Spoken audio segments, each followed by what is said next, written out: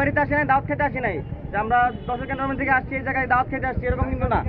আমরা যেহেতু এই জায়গায় আসছি, সুতরাং এই জায়গায় যদি একটা বিড়ালও মারা যায়, কাকও মারা যায়, ওটা রেসপন্সিবিলিটি আমার। বুঝা গেছে? এখন যে বিড়াল না মরার জন্য আমার যা করতে হবে আমি এটা করবো।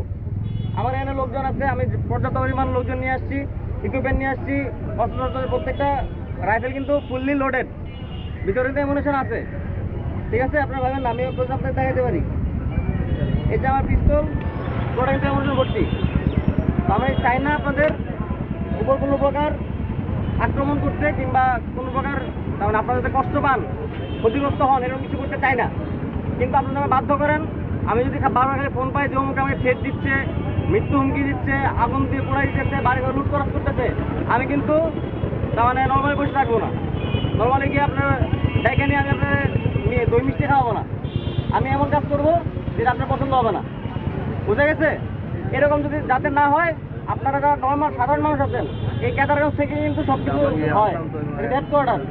আপনারা দেখবেন যে 5-6 জন বসে আলোচনা করছে, চল অমুকের বাড়ি থেকে আগুন লাগা দেয়, আর বাকি 10 জন মিলে ঘিরে ধরবেন। কেন আগুন লাগাবি? আগুন লাগানো যাবে না। যদি দেখেন যে বাকি ওরা তো আমার বাড়িতে আগুন দিচ্ছিল, তাহলে আমরা এবারে গিয়ে যাই, আপনার সাধারণ মানুষ মিলে আটকাবেন না, এটা করা যাবে না এখন। বুঝা গেছে?